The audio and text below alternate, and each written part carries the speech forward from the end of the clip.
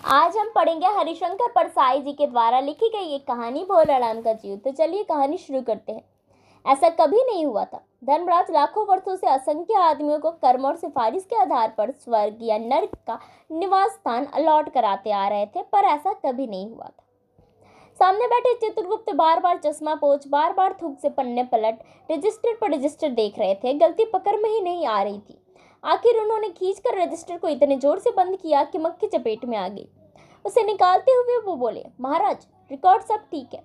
भोलाराम के जीव ने 5 दिन पहले देह त्यागा और यमदूत के साथ लोक के लिए रवाना भी हुआ, पर यहाँ अभी तक नहीं पहुंचा। धर्मराज ने पूछा, वो दूत कहाँ है?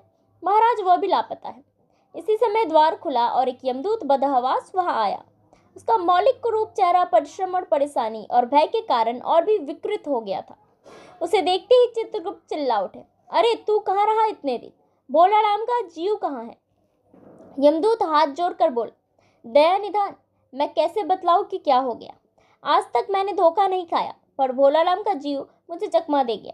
5 दिन पहले जब जीव ने भोलाराम का देह त्यागा, तब मैंने उसे पकड़ा और इस लोक की यात्रा आरंभ की। नगर के बाहर जो ही उसे लेकर मैं तीव्र वायु तरंग पर सवार हुआ, तो ही वह मेरी चंगुल से छूटकर ना जाने कहाँ गायब हो गया। इन 5 दिनों में मैंने सारा ब्रह्मांड छान डाला, पर उसका कोई अता पता नहीं चला।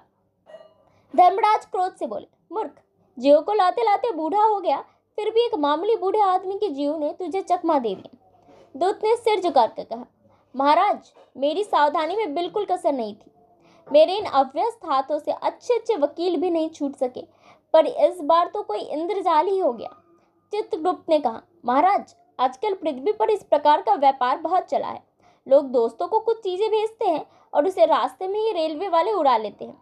होजरी के पार्सलों के मोजे रेलवे के अफसर पहनते हैं। मालगाड़ी के डब्बे रास्ते में ही कट जाते हैं। एक बात और हो रही है, राजनीतिक दलों के नेता विरोधी नेता को उड़ाकर बंद कर देते हैं। कहीं भोलाराम के जीव को भी तो किसी विरोधी ने मारने के बाद खराबी करने के लिए तो नहीं उड़ा दिया। धर्मराज ने व्यंग से चित्रगुप्त की ओर देखते हुए कहा, तुम्हारी भी रिटायर होने की उम्र आ गई है। भला भोलाराम जैसे नगण्य दिन आदमी को किसी से क्या लेना देना। इसी समय कहीं से घूमते घामते नारद मुनि यहाँ आ गए। धर्मराज को गुमसुम बैठा देख बोले, क्यों धर्मराज, कैसे चिंतित बैठे हैं? क्या नरक में निवास स्थान की समस्या अभी तक हल नहीं हुई? धर्मराज ने कहा, वह समस्या तो कब की हल हो गई है। नरक में पिछले सालों में बड़े गुणी कारीगर आ गए हैं। कई इमारतें के ठेकेदार हैं जिन्होंने पूरे पैसे लेकर रद्दी इमारतें बनाई। बड़े बड़े इंजीनियर भी आ गए हैं जिन्होंने ठेकेदारों के साथ मिलकर 5 वर्षीय योजना का पैसा खाया है। ओवरशियर भी है जिन्होंने उन मजदूरों की हाजिरी भरकर पैसा हड़पा है जो कभी काम पर ही नहीं गए थे। इन्होंने बहुत जल्दी नरक में कई इमारतें तान दी है। वह समस्या तो हल हो गई, पर एक बड़ी विकट उलझन आ गई है। भोलाराम नाम का एक आदमी की 5 दिन पहले मृत्यु हुई थी। उसके जीव को यह दूत यहाँ ला रहा था कि जीव इसे रास्ते में ही चकमा देकर भाग गया। इसने सारा ब्रह्मांड छान डाला, पर वह कहीं नहीं मिला। अगर ऐसा होने लगा तो पाप पुण्य का भेदभाव मिट जाएगा। नारद ने पूछा, उस पर इनकम टैक्स तो बकाया नहीं था? हो सकता है उन लोगों ने रोक लिया हो। चित्रगुप्त ने कहा, इनकम होती तो टैक्स होता, भूख मरा था।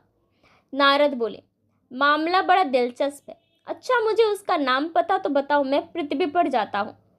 चित्रगुप्त ने रजिस्टर देखकर बताया, भोलाराम नाम है उसका। जबलपुर शहर में ये धमापुर मोहल्ले में नाले के किनारे एक 1.5 कमरे के टूटे फूटे मकान में वह परिवार समेत रहता था। उसकी एक स्त्री थी, 2 लड़के और एक लड़की। उम्र लगभग 60 साल। सरकारी नौकरी था।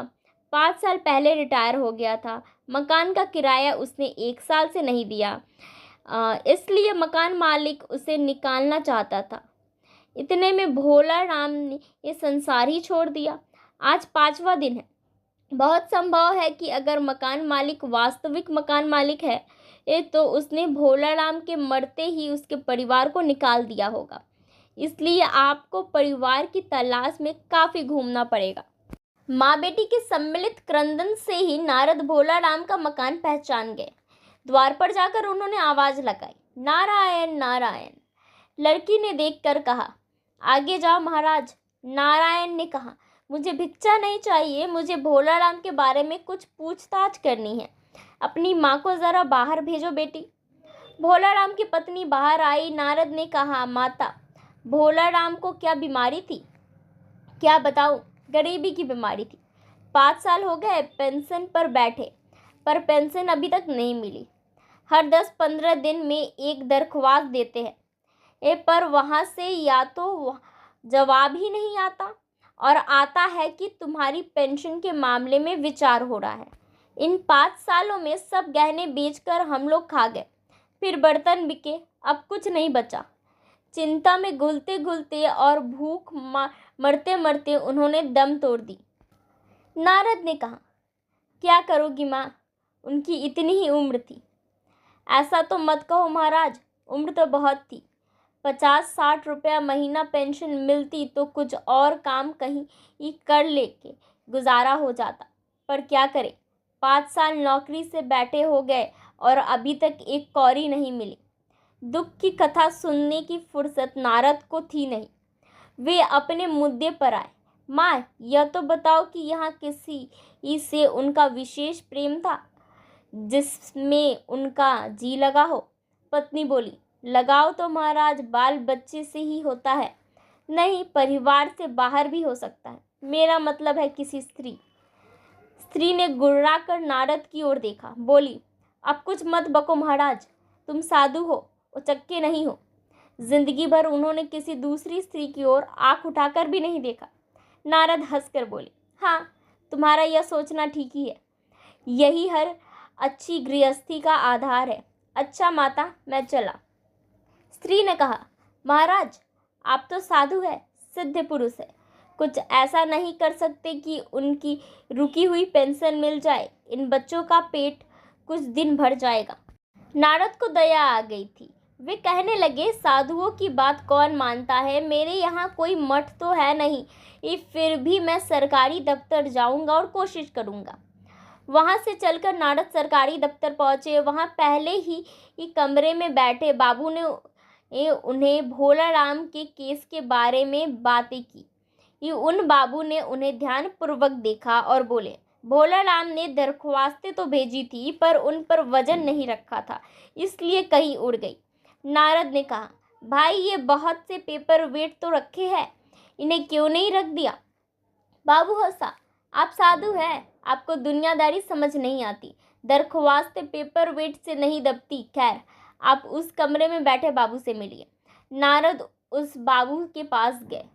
उसने तीसरे के पास भेजा, तीसरे ने चौथे के पास और चौथे ने 5वें के पास। जब नारद 25-30 बाबुओं और अफसरों के पास घूम आए, तब एक चपरासी ने कहा, महाराज, आप क्यों इस झंझट में पड़ गए?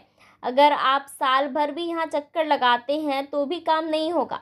आप तो सीधे बड़े साहब से मिलिए, उन्हें खुश कर दिया तो अभी काम हो जाएगा। नारद बड़े साहब के कमरे में पहुंचा। बाहर चपरासी उग रहा था, इसलिए उन्हें किसी ने ये छेड़ा नहीं। बिना विजिटिंग कार्ड के आए देख साहब बड़े नाराज हुए। बोले, इसे कोई मंदिर वंदिर समझ लिया है क्या? धड़ धड़ाते चले आए, चीट क्यों नहीं भेजी? नारद ने कहा, कैसे भेजता, चपरासी सो रहा है। क्या काम है? साहब ने रौब से पूछा। नारद ने भोलाराम के पेंशन का केस बतलाया। साहब बोले, आप तो बैरागी है, दफ्तरों के रीति रिवाज नहीं जानते। असल में भोलाराम ने गलती की भाई, यह भी एक मंदिर है, यहाँ भी दान पुण्य करना पड़ता है। आप भोलाराम के आत्मीय मालूम होते हैं। भोलाराम की दरख्वास्तें उड़ रही है, उन पर वजन रखिए। नारद ने सोचा कि फिर यहाँ वजन की समस्या खड़ी हो गई। साहब बोले, भाई, सरकारी पैसे का मामला है, पेंशन का केस 20 दफ्तर में जाता है, देर लग रही है। ये 20 बार एक ही बात को 20 जगह लिखना पड़ता है, तब पक्की होती है। जितनी पेंशन मिलती है ये उतने की तो स्टेशनरी लग जाती है। यहाँ जल्दी भी हो सकती है, मगर। साहब रुके। नारद ने कहा, मगर क्या? साहब ने कुटिल मुस्कान के साथ कहा, मगर वजन चाहिए। आप समझे नहीं, जैसे आपकी यह सुंदर वीणा है, इसका भी वजन भोलेराम की दरख्वास्त ऊपर रखा जा सकता है। मेरी लड़की गाना बजाना सीखती है, यह मैं उसे दे दूंगा। साधु संतों की वीणा से तो और भी अच्छे स्वर निकलेंगे। नारद अपनी वीणा छीनते देख जरा घबराए, पर फिर संभल कर उन्होंने वीणा टेबल पर रख कर कहा, यह लीजिए, अब ज़रा जल्दी उसकी पेंशन ऑर्डर निकाल दीजिए। साहब ने प्रसन्नता से उन्हें कुर्सी दी, वीणा को एक कोने में रखा और घंटी बजाई। ये चपरासी हाजिर हुआ। साहब ने हुक्म दिया, बड़े बाबू ने भोला राम के केस की फाइल लाओ। थोड़ी देर में चपरासी भोला राम की 100-150 दरख्वास्तों से भरी फाइल लेकर आया। उसमें पेंशन की एक कागजात भी थी। साहब ने फाइल पर नाम देखा और निश्चित करने के लिए पूछा, क्या नाम बतलाया साधु जी आपने? नारद समझते कि साहब कुछ ऊंचा सुनते हैं, इसलिए जोर से बोले, भोला राम। सहसा फाइल में से आवाज आ गई, कौन पुकार रहा है मुझे? पोस्टमैन है। क्या पेंशन का ऑर्डर आ गया? नारद चौंके, पर दूसरे ही क्षण बात समझ में आ गई। बोले, भोला राम, तुम क्या भोला राम के जीव हो? हाँ, आवाज आ गई। नारद ने कहा, मैं नारद हूँ, तुम्हें लेने आया हूँ। चलो, स्वर्ग में तुम्हारा इंतजार हो रहा है। आवाज आई, मुझे नहीं जाना, मैं तो पेंशन की दरख्वास्तों में अटका हूँ। यही मेरा मन लगता है, मैं अपनी दरख्वास्तों को छोड़कर नहीं जा सकता। और यहीं पर यह कहानी खत्म हो जाती है। ये जो कहानी है भोला राम का जीव, इसमें लेखक ने हमें व्यंग करते हुए सरकारी दफ्तरों में जो भी काम काज की व्यवस्था है उसे हमें दिखलाया है। भोला राम यहाँ पे जैसे कि एक साधारण व्यक्ति होता है ने, और उसका जो काम है वो पूरा हो जाने के बाद, यानी कि जब वो रिटायर हो जाता है, तो उसे अपने पेंशन के लिए सरकारी दफ्तरों का कितनी बार चक्कर लगाना पड़ता है, और 5 साल हो जाते हैं फिर भी उसे पेंशन नहीं दी जाती है। और इस वजह से उसकी जो घर की हालत है वो बहुत ख़राब हो जाती है, वो लोग बहुत गरीब हो जाते हैं, और भूखमारी की वजह से आखिर में उसकी जो है मृत्यु हो जाती है। और इसके ज़रिए जो लेखक है वह हमें आम आदमी की जो दुर्गति है, उनकी जो बुरी अवस्था है आजकल के दिनों में, इन भ्रष्टाचार जो फैल रहा है इस समय, उसमें उनकी क्या अवस्था है उसे हमें लेखक ने दिखाने की कोशिश की है। यहाँ पर हमें सरकारी दफ्तरों में जाते हैं तो हर एक छोटे छोटे कामों के लिए रिश्वत देना पड़ता है, पैसे देने पड़ते हैं या कुछ बदले में कुछ देना पड़ता है, तभी हमारा काम जल्दी हो पाता है। वरना जैसे कि भोला राम का यहाँ पर हालत हुआ था, उसी तरीके से एक आम आदमी को भी आज अपनी ज़िंदगी गुजारनी पड़ती है। लेखक हमें सरकारी दफ्तरों में या कार्यालयों में जो अव्यवस्था है, काम जो अच्छे से नहीं हो पाता है, उससे दिखाने की कोशिश कर रहे हैं। जैसे कि यहाँ नारद मुनि जब दफ्तर में गए थे तो उन्हें बड़े साहब ने ये जो भोला राम की दरख्वास्तें हैं उस पर वजन रखने को कहा था, यानी कि उनसे रिश्वत मांगी थी कि कुछ बदले में दीजिए, तब भोला राम का जो है वो काम होगा।